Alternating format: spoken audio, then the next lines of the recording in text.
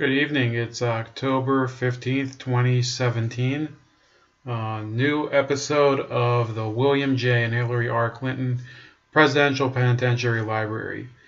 Now, this is a book I actually finished reading a couple days ago, and it is a book that is considered probably the most authoritative account of the 2008 presidential election, including the primaries, primarily the Democratic primaries. There's a little material about the Republican primaries and the general election as well. But the main drama in this book is generally seen to be in the Democratic primaries between Hillary Clinton and Barack Obama.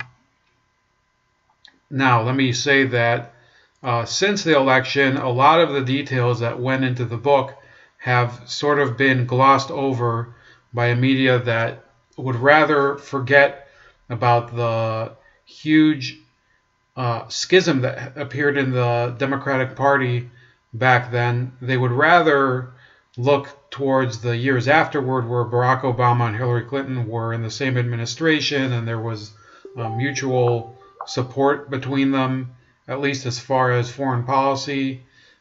They don't realize that a lot of the fissures that appeared back then never really disappeared. There were plenty of people that they came out of that race, and they knew that there's a serious division within the Democratic Party between the Obama wing and the Clinton wing.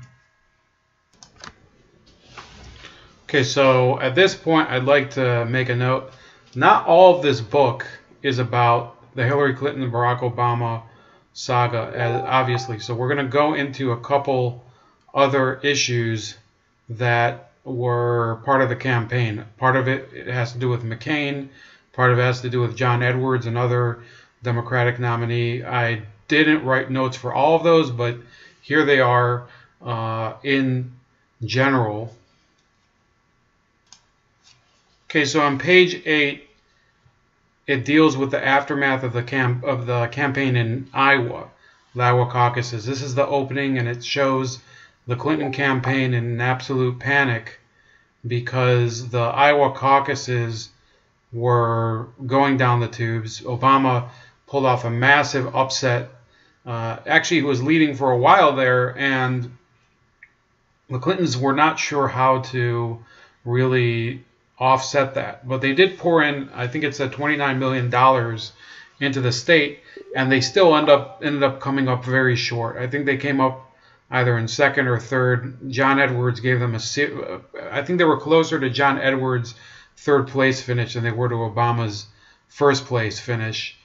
So Bill Clinton actually claims, it's on page 5. Bear with me in it for a second. How did this happen? The Clintons asked again and again, grilling Penn about his polling. This is Mark Penn, who's actually a pollster who still works for the Clintons. He was introduced to them by their now enemy, Dick Morris. He might actually be a Morris plant when you really think about it. And Grunwald about her ads. That's Mandy Grunwald, another longtime Clinton aide, railing about the unholy amount of cash the campaign had blown on Iowa. The final tally would be $29 million for 70,000 votes. The turnout figures made no sense to them. Some 239,000 caucus goers had shown up, nearly double the figure from 4 years earlier.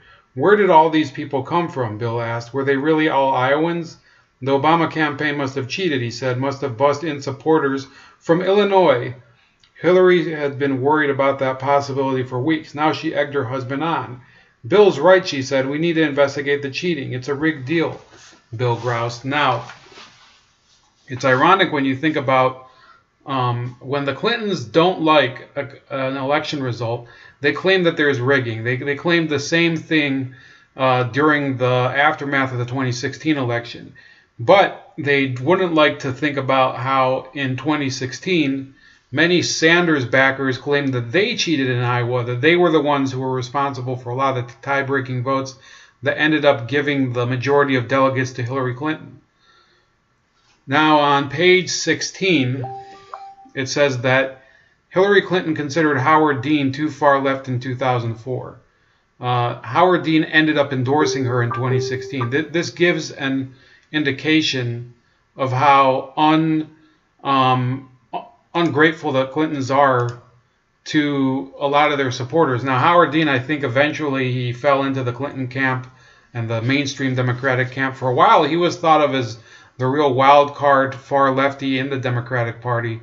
That mantle has been passed to other people. Probably Dennis Kucinich, people like to forget, was considered the loony left's, their top boy in the Democratic Party. He's no longer really welcome anywhere in the Democratic Party because he won't join the anti-Trump hate fest. And then there's Bernie Sanders, of course. He was really one of these people that the Clintons considered so far left that they didn't even want to touch him. Then after the 2016 primaries, they made this elaborate, charade of embracing him. They didn't really embrace many of his concepts. It's really a good question how much the Democratic Party has accepted Bernie Sanders and how much they're really just pandering to his base in order to prevent them from defecting to third parties. Page 43. This was an interesting page. You have this description of Hillaryland. It says the political machine that Hillary built for herself was its opposite in every regard. The opposite of the Bill Clinton machine in the 1990s. The people comprising it on her Senate staff, at her PAC, and among her outside advisors were loyal to a fault, smart and ruthless, hard-headed and hard-boiled.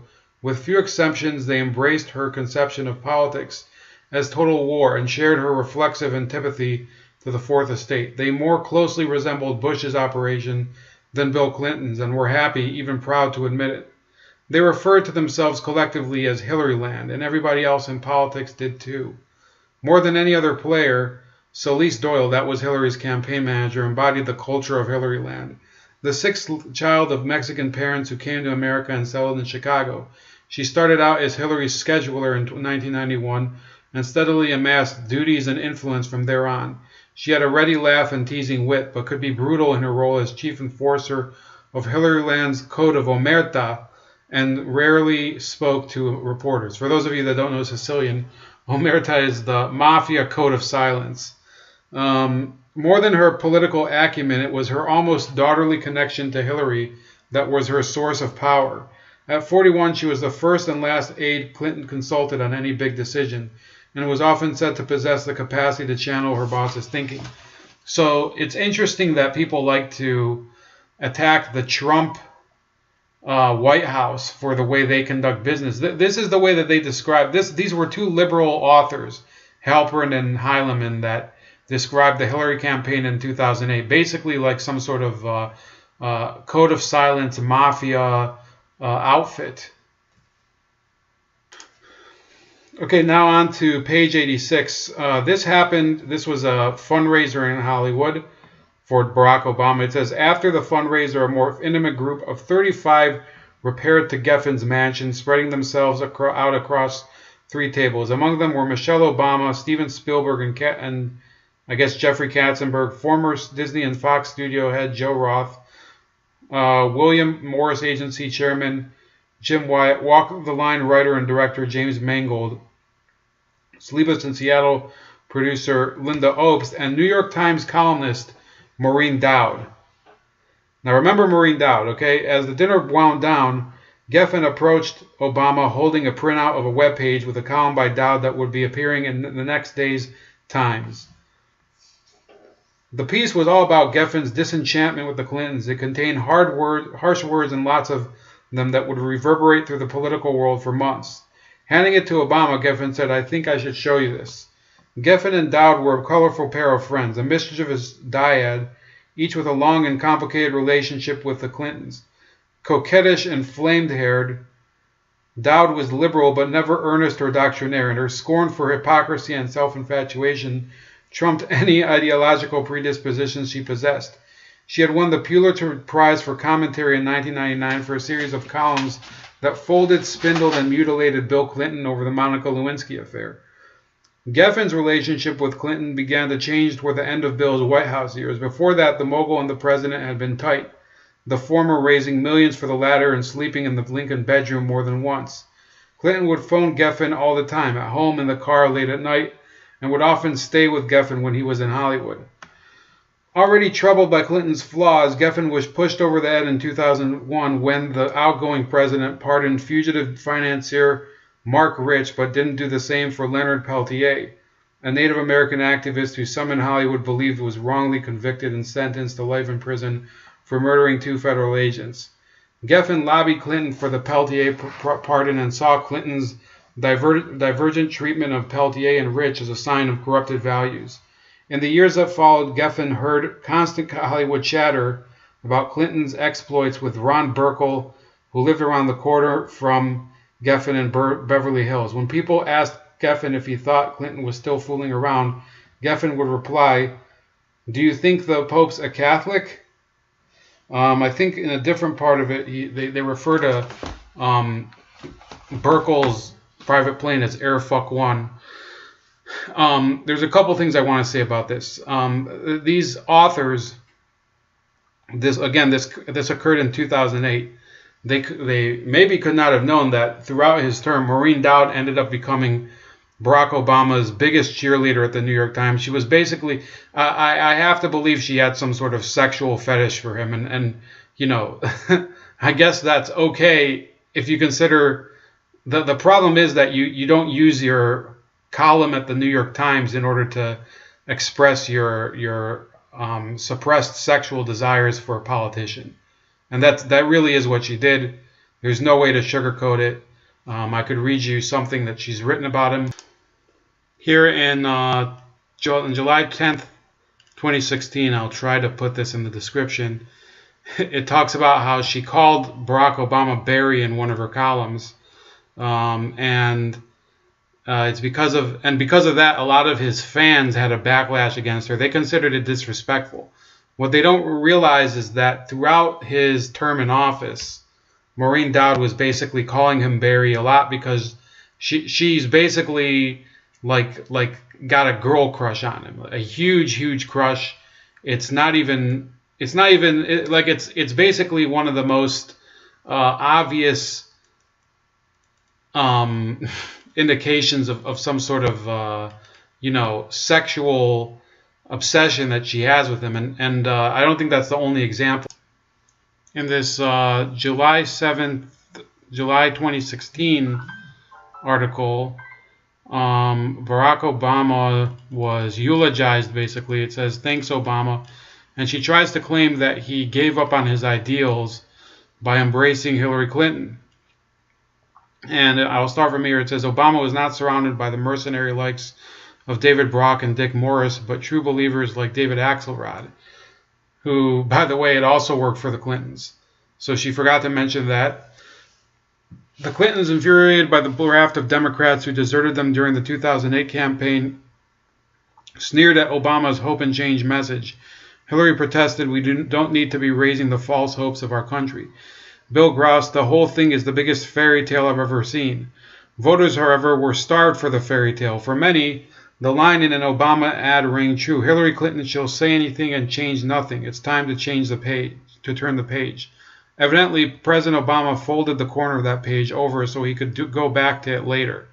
Remarkably, he brought us our return ticket to the past, rolling out the red carpet for the restoration of the Clinton blurred lines White House. So she concludes, the president made his vote for Hillary or face doom convention speech only 22 days after his FBI director painted Hillary as reckless and untruthful. He argued that there is no choice but to support Hillary against a self-declared savior like Donald Trump, perhaps forgetting that Obama was once hailed as such a messiah, that Oprah introduced him in 2007 as the one, and it became his moniker. In the end, Obama didn't overthrow the Clinton machine, he enabled it. It turns out who we choose is not really about our souls, it's just politics, man. So undoubtedly, I don't know how the Obamas still have a relationship with Dowd, if they do or not, but she was definitely one of the most anti-Clinton supporters of Obama.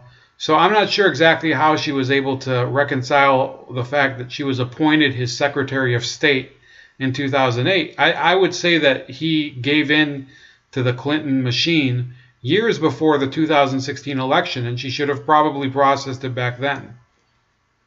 The next part of it is the next segment of the book that we're going to talk about is that Bill Clinton tried to pressure Ted Kennedy not to endorse Obama and to shift his endorsement to his wife, Hillary Clinton, in 2008. This was a very interesting episode because I think it gave rise to the knowledge that Clinton actually said to Kennedy at one point that a few years earlier and Obama would have been carrying their luggage. He also said,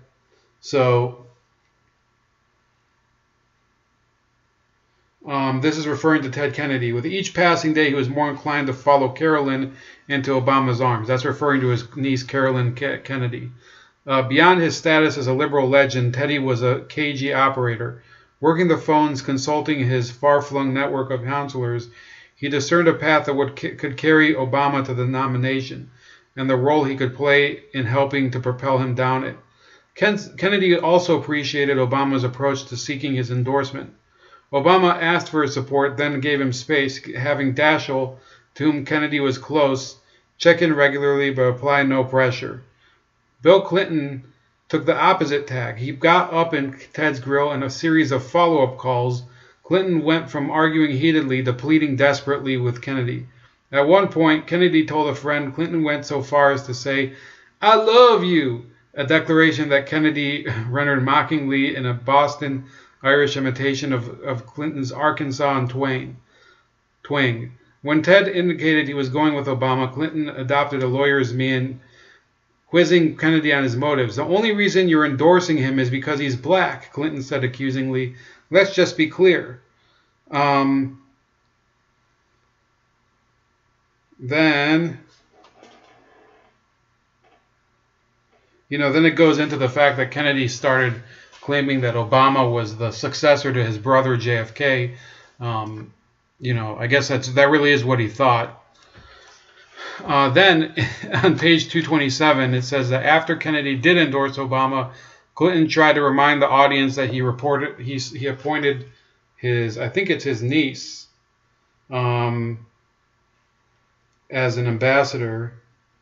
His sister Jean Kennedy, the ambassador to Ireland, and that he kept the Coast Guard out in the Atlantic Ocean searching for JFK Jr.'s plane when it went down in 1999. So he was acting like the Kennedys owed him a solid for those things. That's kind of the way he relates to politics. And then on page 228, Bill Clinton also claimed that this was on a conference call with some of the campaign members. He claimed that reporters would cream in their jeans for Obama. Well, I think I'd have to agree with President Clinton on that one. But there's plenty of them that would do the same thing for him. Then on page 261, Clinton met with Obama to discuss the vice presidential slot on his campaign. Then she refused to be vetted. And then on page 265, on a conference call with Mark Penn, Hillary Clinton again claimed that the Iowa caucuses were influenced by Illinois imported voters. And then she started whining about how Oprah and other celebrities, they jumped on the Obama bandwagon. And this was while she was conducting an autopsy of the campaign after they lost. Okay, a couple more things. This was after the Clinton-Obama battle in the primaries. It says on page 280, Heilemann and Halperin were talking about how campaign workers were witnesses to John McCain getting into raging arguments with his wife Cindy, who's basically getting berated in front of his staff. Then he raged out at the unfair media, the New York Times media treatment, and on the fact that, now this is a funny line. Here we go.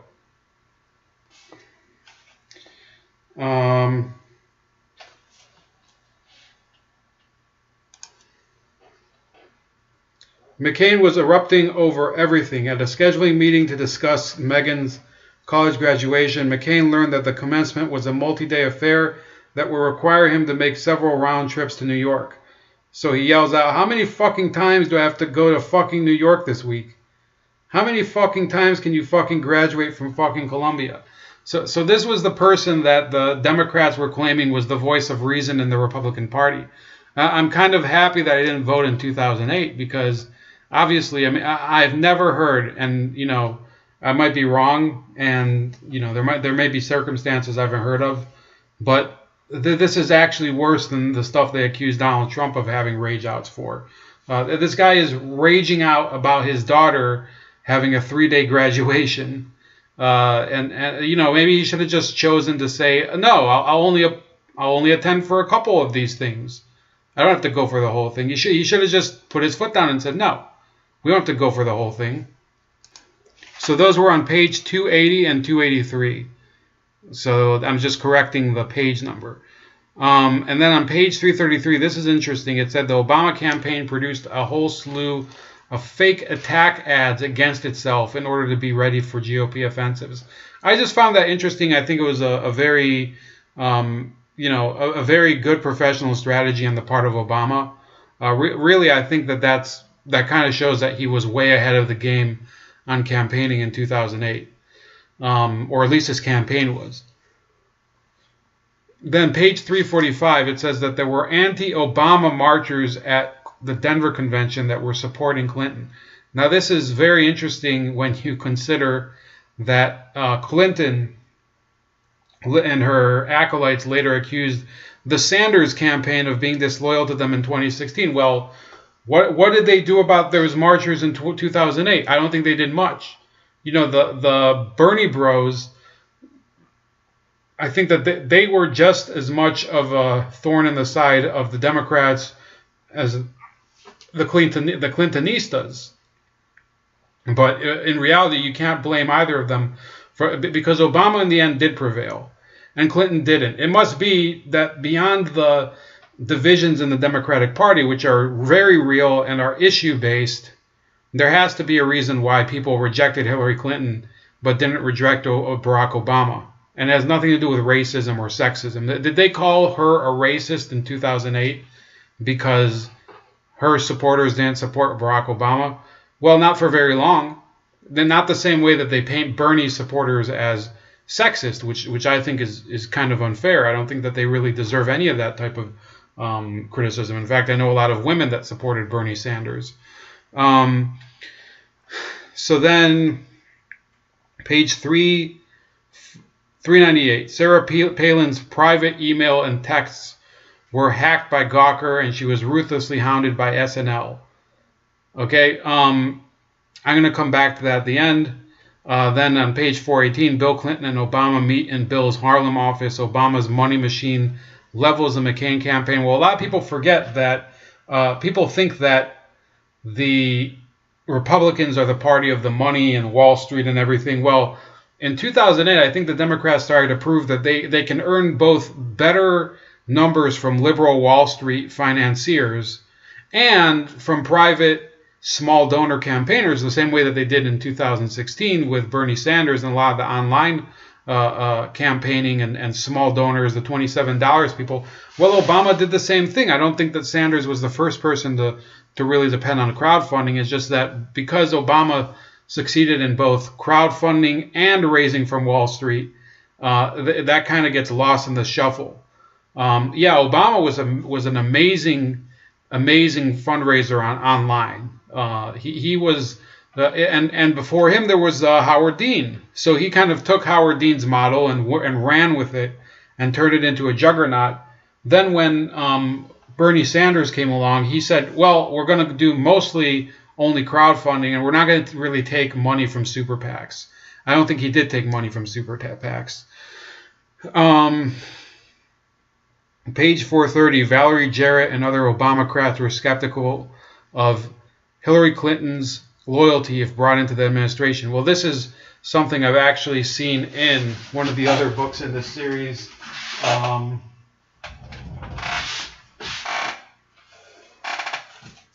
it's not up here. Oh, here it is. This is Blood Feud.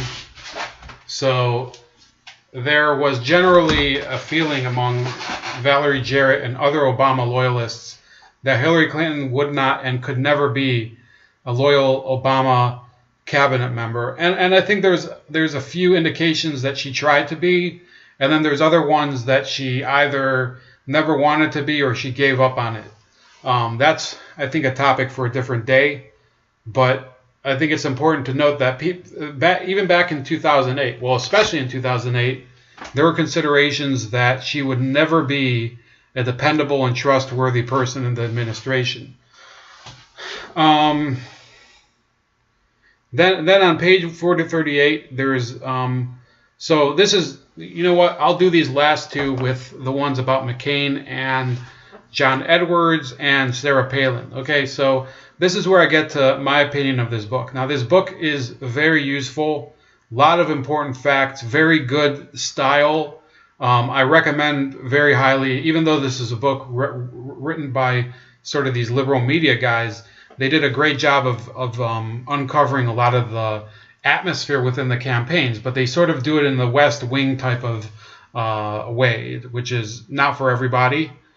But I still, like I said, I recommend anybody to read this book to get a sense of how it went in 2008. I have not read their sequel for 2012 because, first of all, it's not as interesting. It doesn't involve the Clintons, which is the main, it's the main topic of this series. It doesn't involve them as much. I might take a look at it. I'm not sure how far in depth I'll use it, and I don't think I'm going to make a review for this series. But I think it's called Game Change or Double Down Game Change 2012. But I want to make a note. They did describe, for example, the unraveling of John Edwards' life. It's interesting to note that on page 441, they did make the observation that the Clintons survived far worse scandals than the John Edwards Riel Hunter affair. Now, for those of you that don't know about this or don't remember, John Edwards was the vice presidential nominee in 2004, running with John Kerry. And what happened in 2008 was that Edwards, he'd formed sort of this permanent campaign in the meantime to push for universal health care and also to be the left-wing alternative to Hillary Clinton in many ways. He started this series of videos with a staffer named Riel Hunter. And meanwhile, as this book goes into depth, his star was kind of tied to the publicity over his wife Elizabeth's battle with cancer. Now, what this book does say is that Elizabeth's image as this kindly woman who was fighting cancer was really just a charade. In reality, not the cancer part, but the charade was that this is this nice woman who was fighting courageously against a disease. It turns out that she wasn't as nice of a person as was made to be portrayed in the media. She was more venal and corrupt and a kind of a dictator in her husband's life. And people kind of lost sight of that throughout the years because they wanted to have this person who would be a symbol of the fight against breast cancer, which I believe she eventually did die of breast cancer in 2012 or so. And meanwhile, he's around this Riel Hunter woman who is filming this video series. Now, what eventually happened was that it was proven that he was having an affair with her. It took a while. It was after his campaign had already faltered and failed in 2008. But it was revealed, for example, that he lied about having a love child with her and tried to pass it off on one of his aides. I think his name was Andrew Young.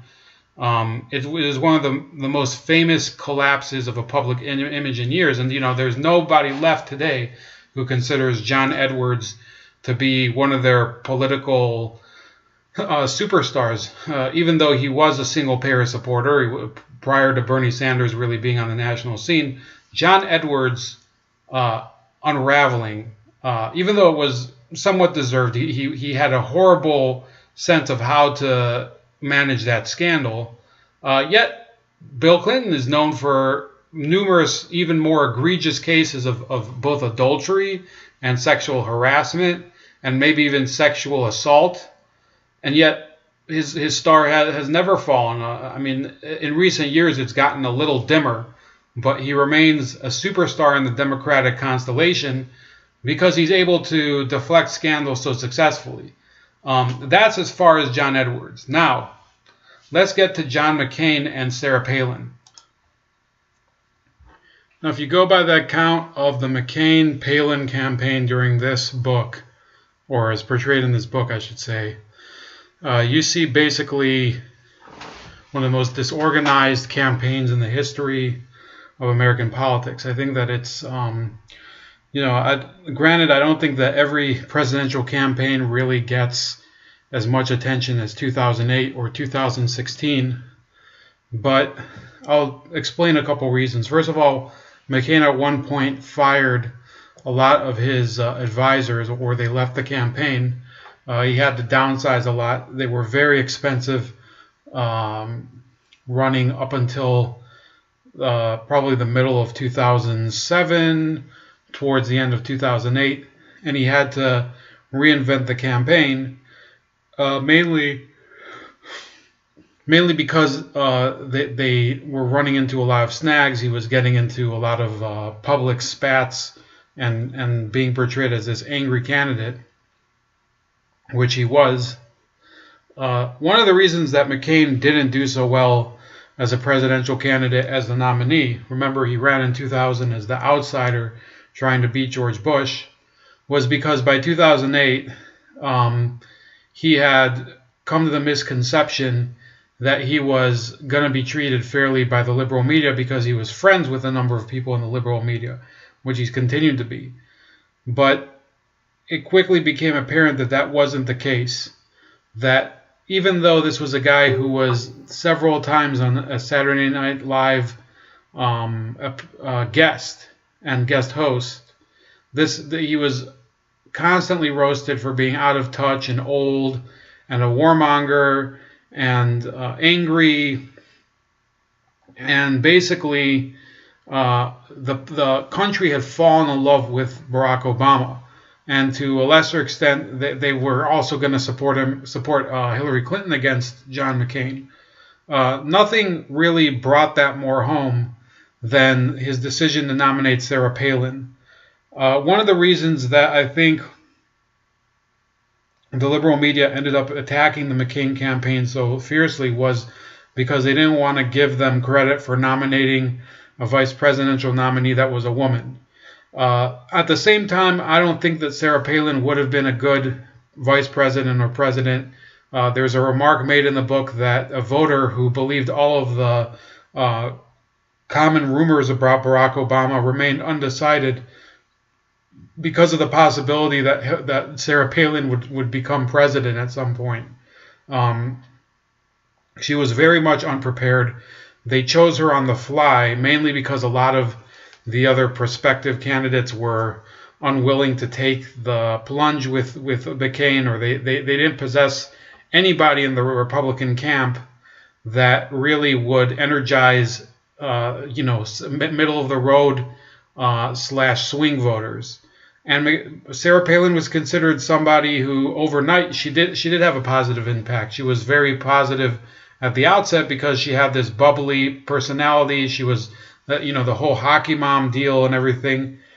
What the liberal media did was reduce her to a nervous wreck. They constantly criticized her. They attacked her family. There were instances where she, as is mentioned on page 398, her private email was hacked by Gawker, a magazine that was an internet magazine that was later sued by Hulk Hogan and bankrupted, and nobody ever came to her defense. SNL constantly attacked her, and so did David Letterman. Letterman more because she ended up canceling an appearance. And far after the campaign was over, Letterman would just attack her personally all the time. Another person I remember attacking her was Seth MacFarlane of what's that show? Family Guy. Would constantly just go after, and I keep using the word constantly because it literally was all the time. They would attack her disabled son Trig, who I think had Down syndrome. They had literally no mercy for her because they considered her positions and her temperament to be the antithesis of what they believe in. Now, contrast their treatment of Sarah Palin to how they've treated Harvey Weinstein over the years. Seth MacFarlane actually made a rape joke about Harvey Weinstein a few years back at I think it was the Golden Globes, but I'm not sure. These are people that they had a clear agenda to attack Sarah Palin. They had a clear agenda at a certain point to attack John McCain. Now, when John McCain's viewpoints or actions conform to theirs, they treat him like an American hero. But that wears off instantly when he says anything that contradicts their viewpoint of the world. They don't have an idea. This is what people have to dispense with. There's a lot of people in the Never Trump crowd or on the moderate side of the GOP that they think, oh, it's possible to get along with liberal media. You know, some of the people there are fair. We hang out with them. We have tea with them. We have toast with them. We have brunch with them.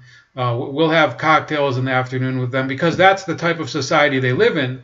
They live in the same type of society as liberals. You know, these David Brooks conservatives, David Brooks of the New York Times, or you even have so-called conservative radio host Hugh Hewitt.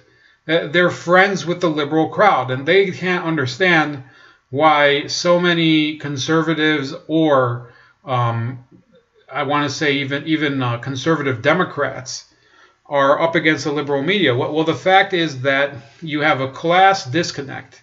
You have this social and geographical disconnect between the Hollywood / media elite in Washington and in LA, in New York, who consistently thump the same values out and the same acceptable protocols. There's people who simply reject that. And Sarah Palin was one of the first people to at least try.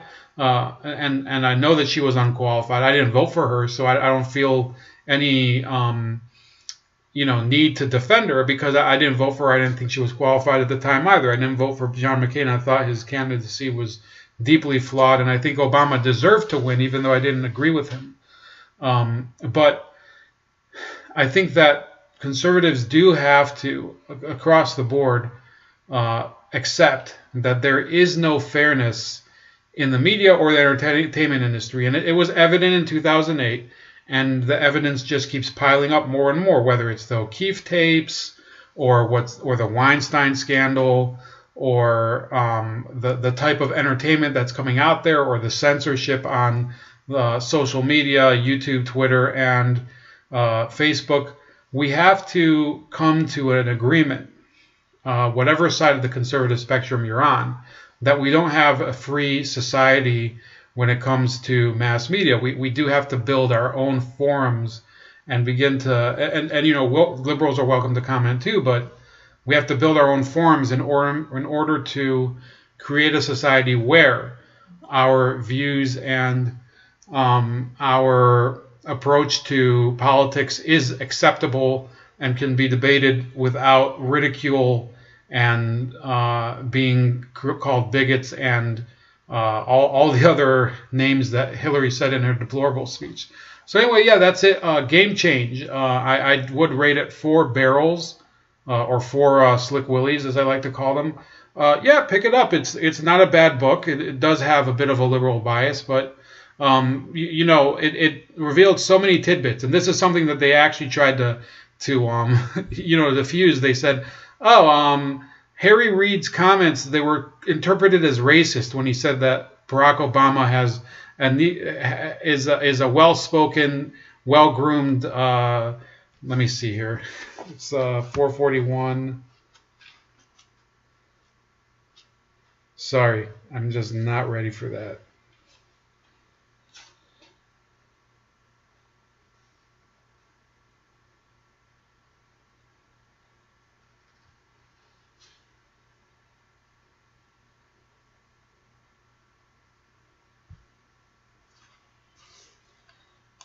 Okay, it's 437. It says, although we were anticipated many of the headlines game change generated, in several cases we were surprised and even flabbergasted that certain elements of our reporting stirred such controversy. The most glaring example involved Senate Majority Leader Harry Reid's description of Obama as a, quote, light-skinned African-American with, quote, no Negro dialect unless he wanted to have one.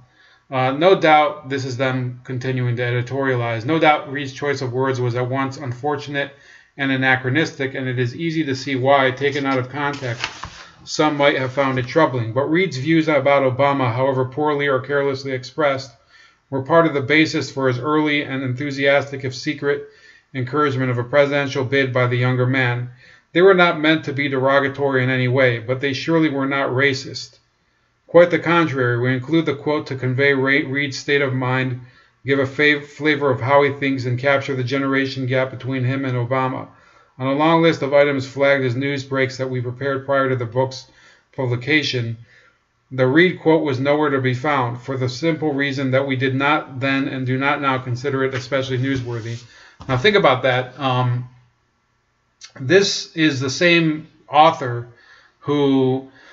he knew, and he later acknowledged, that the Clintons spread a lot of the birther claims through Sidney Blumenthal. Okay, this is one of many examples where liberals, they try to interpret the news in their own prism instead of taking a back seat and looking at it objectively. So therefore, we don't have objective reporting anymore. Even from guys like this. This is an example of why you do have to take this book with a grain of salt. What Harry Reid said, in my opinion, I'll interpret it a different way. It's not necessarily even racist. It's a statement that he thought of Obama as a figure who was a popular-looking black politician that could be manipulated, that his image could be used to further the ends of the Democratic Party. He was kind of a pawn. And that's what I'm going to leave you with. Go read this book. Let me know what you think. Let me know what you think of this review. And have a great night. This is Ramon, Bold Like a Leopard, for the William J. and Hillary R. Clinton Presidential Penitentiary Library, which you can see behind me.